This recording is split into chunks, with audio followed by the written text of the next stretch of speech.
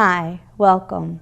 Today I sat down with Miss Bernice Givens, who is an Alfa insurance agent and the owner and operator of an event venue called the Givens House at Glen Hill. Her story is one of inspiration, encouragement, and hope, and I hope that you enjoy it as much as I did. Let's check it out.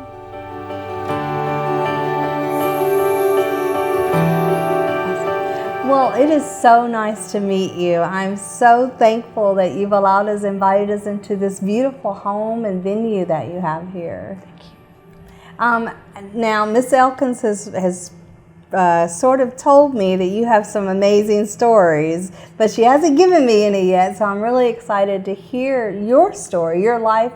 Just tell me more about you. Okay. I do feel like I have an amazing story, and it wasn't written by me.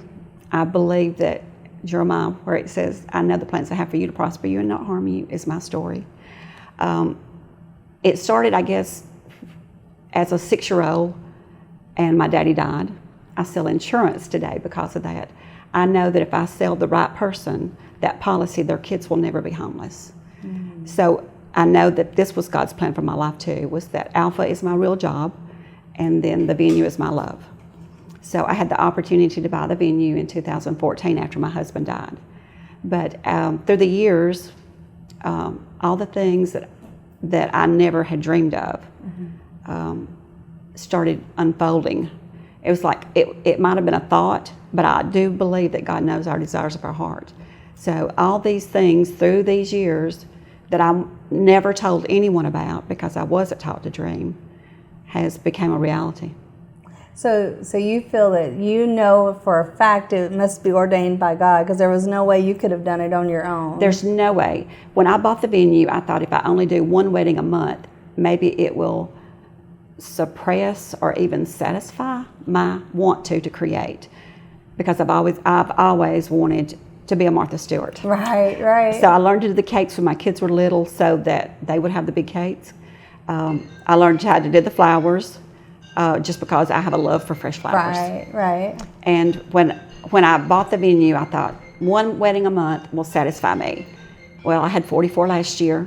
Oh my gosh. And I still go to my Alfa job every day too. That's amazing. Very busy then. It is. Yes. It's been I could not have done it on my own. I know that this was God's plan and not mine. Right. What is when you think back about your story, what sticks out to you the most was a turning point for you when you started believing? My mother, when my daddy died, I was 6. And that year, he had built a tractor shed in our yard. First brand new tractor shed, but him and my brothers cut the center post down off our farm to build the tractor shed. And so when Dad died, the man that owned the house put us out. So through the years, it was just me and my mother. You know, I was 6 years old, so first grade. And she taught me the most important lesson in life is that we will never not have what we need, because the only thing we will ever need will be Him, and He will always be with us. Yeah. I am with you and will keep you in all places. That was her story to me every day of our life. When we had to move in those houses, we didn't have enough pots to catch the water when it rained. When she would say, "Stay in the corner, baby. It'll keep you dry." Oh, goodness. The only hope we had was Him. Right. So that's my story. And when my husband had a heart attack in 2005, at Decatur General, they said there wasn't anything they could do. They said he needs to go to UAB, but he has to be stable enough to get there. So of course when we got to UAB, they said, "Oh yeah, we can fix it here." Well, they forgot to send his arteriogram, so they sent my son back to Decatur General to get it. When they got back, they said, "We're sorry. There's nothing we can do. He'll have to have a heart." So my sister had stayed on life support for 3 months and still died. I told my kids, I said, if it ever comes to me being on life support, y'all can give me a week. God created the world in a week. On the 7th day, He rests. That way you'll never have to worry, should we have left her on longer? Should we have taken her off sooner? You've already given them peace about it. Right. So when we got to Birmingham and they said there's nothing we could do, of course that's all we do is pray, and told us that we'd have to have a heart, and everybody doesn't get one.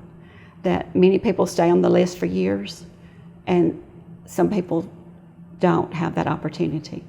So on the 6th day, the day that I had told my kids they could let me go, the doctor called us in, and I really thought he was going to tell me the worst news. We'd already seen him at 1:30, and this was 3:30, and my kids were in the lobby with me when they call over the loudspeaker for the family to go to the conference room. So you just really think it's going to be the worst thing, because they've already told you You're preparing yourself. They can't do anything for him. Right. So we walk in that room, and the doctor grabbed me and shook me, and he went, "Girl, he don't need a heart, he got a miracle. The bleed sealed itself, and these things do not happen." Oh my goodness. I said, "You know what? We know they do, and we know how they happen. Yeah. And for the rest of my life, if people will sit still long enough, I will tell them that he's still in the miracle business." Yeah. So it was the day that I had told my kids they could let me go. So I knew that it was divine.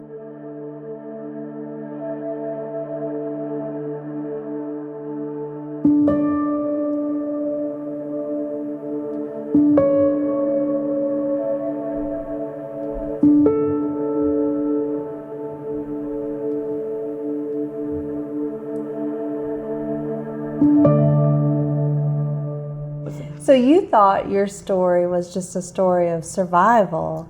I mean, it sounds like from a time of, stay in a corner just to stay dry. That's just surviving. You never thought that your story is a story of hope.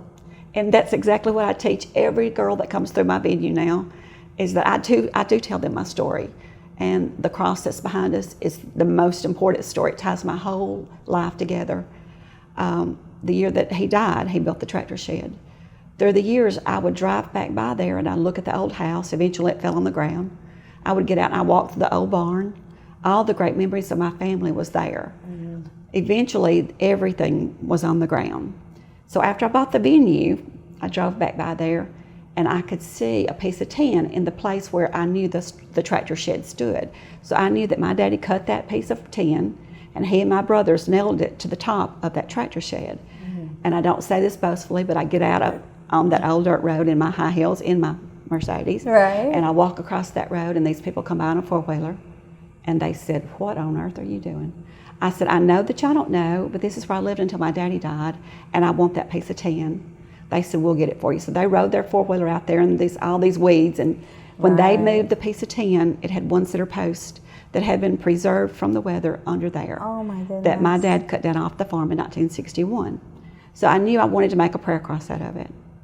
So I sent it to a friend who don't know my story. She knows the Bernice Givens who gets up and goes to work 7 days a week. Mm-hmm. She don't know the little girl that was homeless. Right. So my slogan, after my husband had the heart attack, my tag on my vehicle read NSURLDY, insurance lady.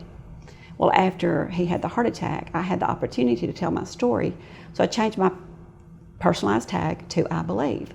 So that's how people know. She's the lady that drives the vehicle that says I believe. Right. So this is that lady knows that person. She don't know the little girl. Right. So she told my daughter, she said, when I cut into it, she said, I had a spiritual feeling that came all over me. I'm not really sure what it was.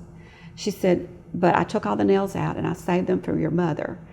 It had 6 nails in it, one for every year he was in my life. Oh my goodness. So I knew that this was his plan, that I have that one piece of wood in my house that started the hope that wasn't there. Now you said that the people that owned it kicked y'all out because you couldn't work the land. Exactly. So as far as you knew, it was over. It was gone. That was your part of your connection with your father. And then here it's right back into your life. All my brothers and sisters were a lot older than I was, so they all had moved away and got jobs. So it just left me a mother to the world. That's amazing. And there wasn't any hope. Her check was $26.10 a month, and mine was $26.10 a month. So we lived on an old dirt road without a car. She didn't have a job, but she would have had to have had a car to have gotten a job. So there really wasn't any hope, but the only hope we had was that he's going to take care of us. Right, And that's the lesson, the big lesson. Yeah, it is. What I love about you and what I'm so thankful that you're sharing today is, people's judge people on the surface. Absolutely. And on the surface, you are beautiful, very well put together. You've got driving a Mercedes. You've got this wedding venue that's gorgeous. You know, and people would never know the struggle, the pain that you have been through that has created the beauty inside is what I'm trying to get to, that they would not know that. And I want to first just honor you so much that you share that story and that you put God first. You know, are saying it's all because of God. There is no doubt. And you know, you are passing it down. You said every young lady comes in every here. girl that comes through. There's a story about every piece of furniture in this house. When I bought it, again, I'm working class. Right, you know, right. I go to work every day, and at the end of the month, I'll see how much money do I have left over to buy something more to add to this collection. So every girl, I tell them exactly where it came from, and everything has a story. So when I get to the cross, I tell them, when there was no hope, there was a plan, and it wasn't my plan. It was too big. When I thought if I do one wedding a month, and I had 44 last year, I've never advertised, not paid a penny on advertising. We're booked into 2020. Oh my goodness. Into November of 2020 already. So there's no place this year in 2019 to put anyone. Oh my goodness. So a little girl with no hope right. could not have done this on her own. You know, another thing that I think is wonderful is that you're sharing this story for women who are on their verge of getting married. Yes. You know, they're here to get married, and how great that you're implanting this idea, this hope into their lives, going, I know you're going into something new, and take this hope with you. Yeah. So. When we stop at the cross and I tell them this ties my whole world together, I want them to know that there's a plan already set for them. It's not our plan. It's already written. And all we have to do is just walk in faith, and it's going to happen.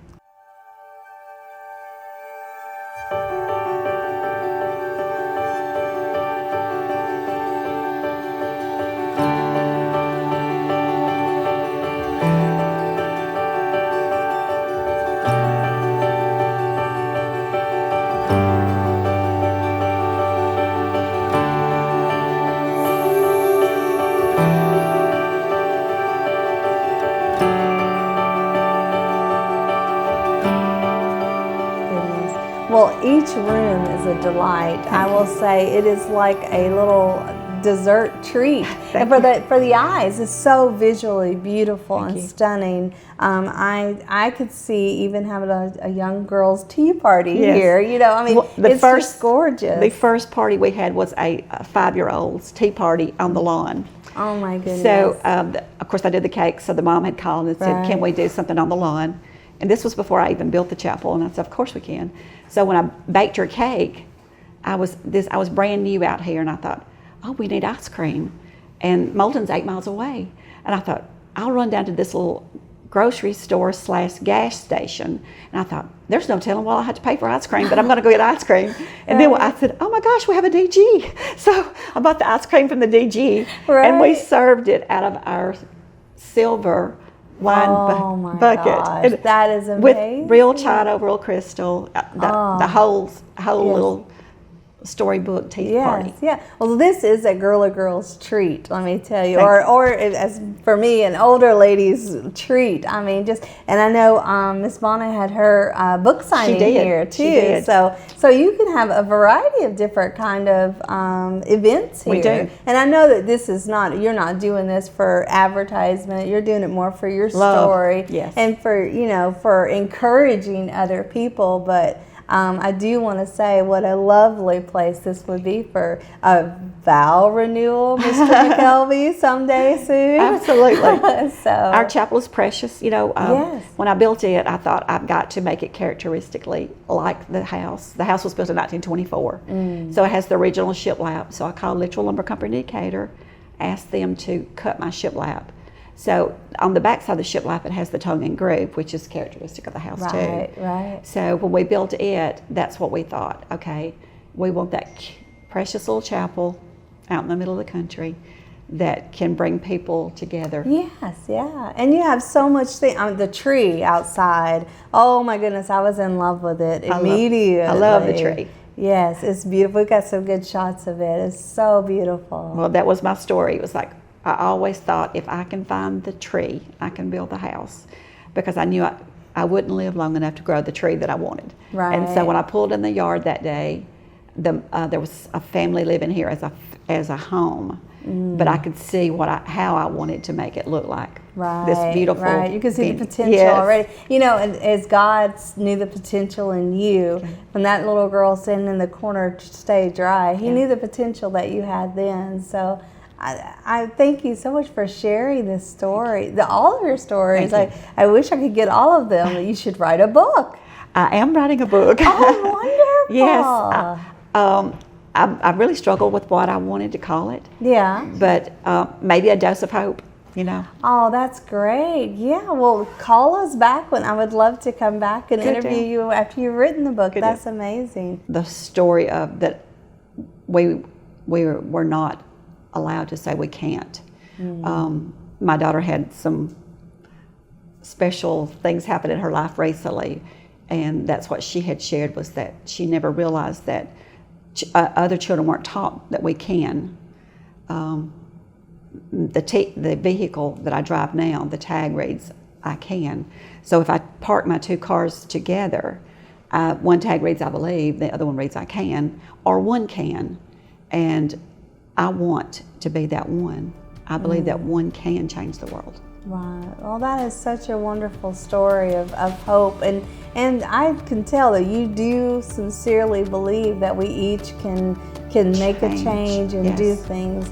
Well, I appreciate you taking the time to show us around and speak with us today. And I'll leave a link in the description below about how people can contact you for further information or to have something here. And we'll be looking for your book. Yes. Wonderful. Well, thank you so much for doing this. Thank you.